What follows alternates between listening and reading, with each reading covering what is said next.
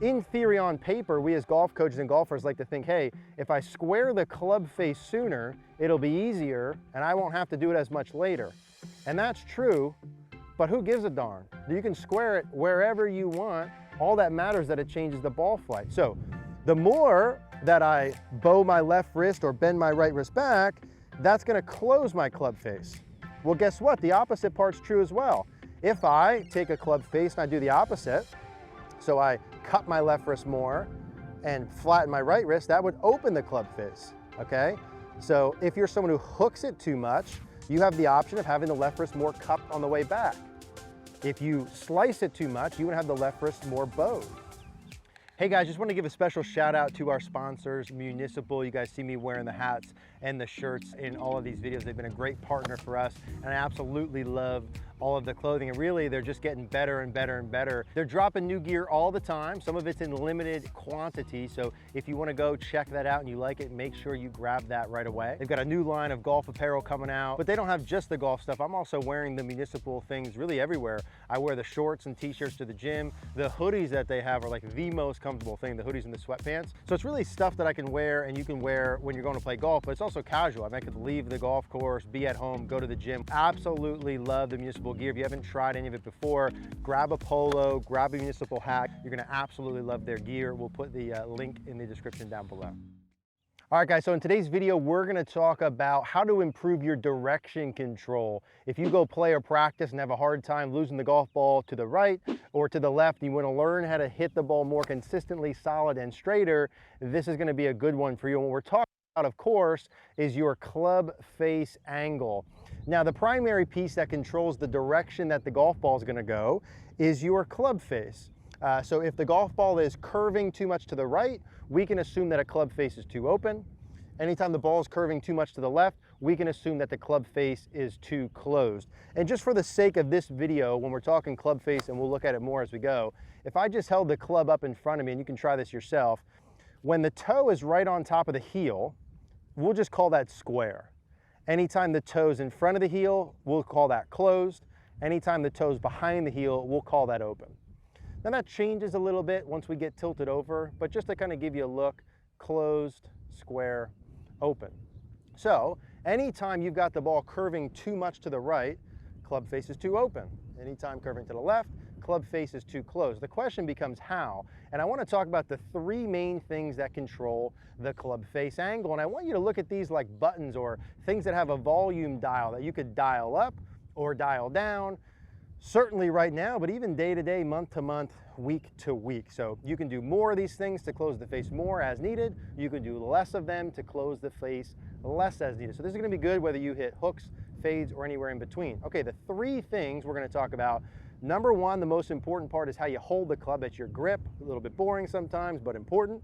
Number two are going to be your wrist angles. And number three, arm rotation. So what controls the club face? Grip, wrist angles, arm rotation. Let's dive in. Okay, so let's go over the grip now. If grip's too boring for you and you think the grip is good, just fast forward to this next part. But let's review this just for simplicity. As a right-handed golfer, we would call a grip either strong or weak. And basically that just means from face on, if you hold your hands in front of you with your thumbs out towards the golf ball, the more you turn your hands clockwise, imagine the golf ball is 12 o'clock for me. The more I turn them to the right, 1 o'clock, 2 o'clock, 3 o'clock, that would be a stronger grip. That would make the club face more closed, all else equal. So hands turn more, close the face more. The opposite's true. If I were to turn my hands counterclockwise, go from 12 o'clock, even 12 o'clock is kind of weak, but let's say 11, 10, 9, that would be weak.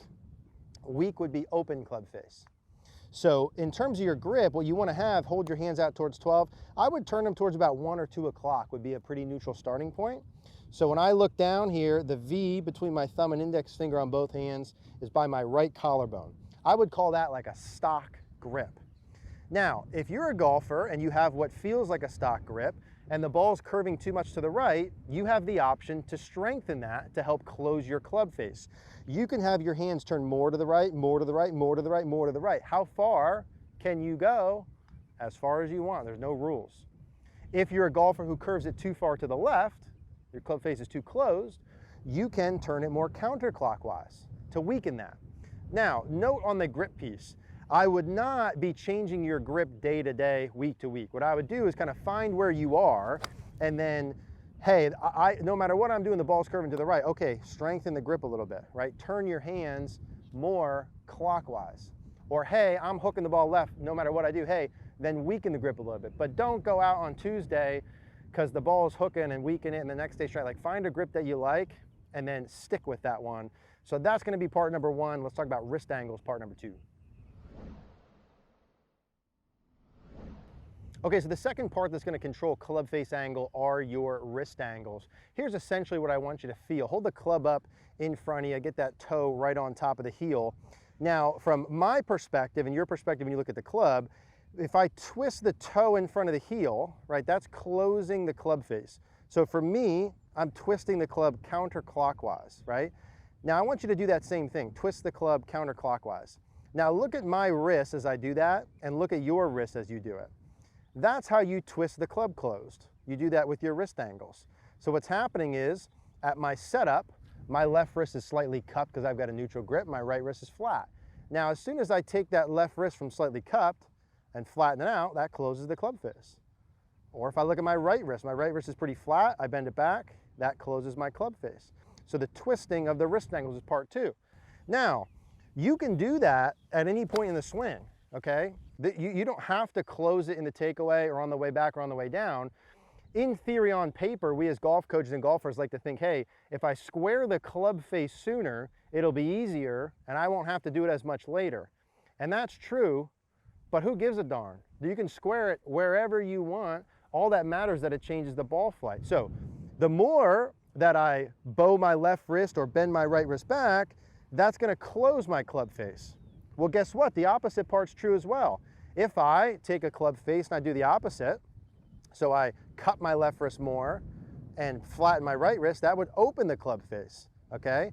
So if you're someone who hooks it too much, you have the option of having the left wrist more cupped on the way back.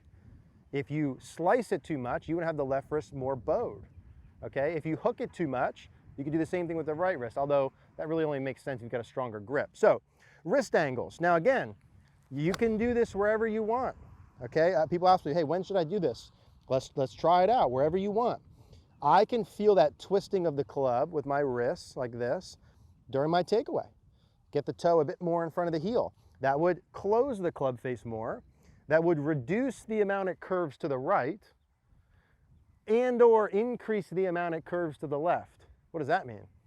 That means that if you currently make your normal golf swing and it fades 15 yards, and you do this move and close the club face, it may only fade 8 yards. It's still faded, club face was too open, but it was less open because you did that move. Does that make sense? And the opposite would be true if you hook it. So if you're someone who has the face open, you can feel that during the takeaway and hit, you can feel that halfway back and hit, you can feel it at the top, you can feel it in transition. See where I'm heading here? You can feel it into the golf ball. You can feel it through impact. You can feel it past impact.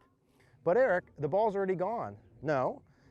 Well, yes, it's gone. But if I feel it over here and I'm twisting the face closed, my brain had to start doing that much earlier. Okay? So I can feel like I'm twisting it closed past impact, get the toe in front of the heel, and that had to happen sooner. The moral of the story is you can do that wherever you want. And again, these are like volumes. Turn it up, turn it down. How much should I do that? Well, what's happening to the ball flight? The more you do it, the less it should fade right and or the more it should hook left. Do it accordingly at each position. Again, on paper, you know, sometimes the sooner the better, but whatever works. So wrist angles, twisting the club face, just like that, just like you would twist it right here, you could do that in your swing. That's part two. Let's talk about the last part.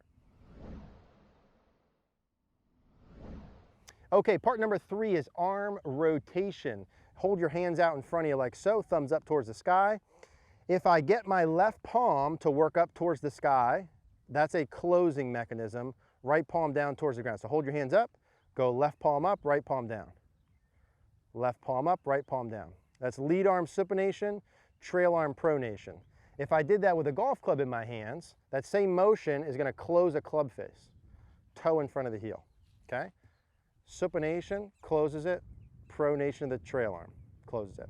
Now that means the opposite's true. If I go like this and go left palm down, right palm up, that would open it at any point in the swing. If I do too much of that, that would open it. If I did that same motion with a club in my hands, I pull that back, the toe's behind the heel. So open it, left palm down, right palm up, close it, left palm up, right palm down. Okay, so what does that mean? Well, that means I can use that at any point in my swing. I can do that during my takeaway, at the top, in transition, and through impact based on what you need. What do you need? Well, the ball curves too far to the right. Okay, your club face is open. You need to have more of this, meaning that's an option you can do. Or if I'm hooking it too far to the left, I can do less of that, okay? No one's really gonna swing during the downswing and have the arms counter rotating. It's really a matter of how much of this rotation on the way through are you gonna do, right? So if I just held the club in my lead hand and I made some back swings, get the toe on top of the heel and go halfway through, in a normal swing, I would just get the toe right on top of the heel again, right? So if I do it towards here, just so you can see, in a normal swing, I would just have the toe right on top of the heel in the follow through. That'd be like a normal slight draw. If you're missing it too far to the right, you can add more arm rotation, get the toe in front of the heel. Am I allowed to do that? Absolutely. Can I feel that past the ball? Certainly. What's that gonna do? It's gonna make it curve more to the left or less to the right. If you're overhooking it, feel the opposite. Keep the toe more right of the heel. You're allowed to feel that. You would feel the same thing with your right hand. If I took a club like this, feel my right palm more down towards the ground. But isn't that a lot of timing or arm rotation? Yeah, maybe. So what? It closes the club face. You can do it, dial it up, dial it back. Depends on where your club face is earlier, right? Each one of these things you do earlier on, you'll have to do less of the later one. That's why we started with the grip. If you have your grip strong enough, you won't have to do the wrist angles as much. You won't have to do the arm rotation as much. If your grip's a little bit more neutral, then you need a little bit more of the wrist angles, a little bit more of the arm rotation. If your grip is really weak, you need the most of the wrist pieces, the most of the arm rotation. So it just all depends on how much, again, you can turn up or down the volume on any of these pieces. So arm rotation, now, you can do this anywhere, really, on the way back. The more I have this motion, thumbs going from 12 to 3, the more I do that, the more open the face would be. The less I do it, the more closed the face would be. Same thing on the way down.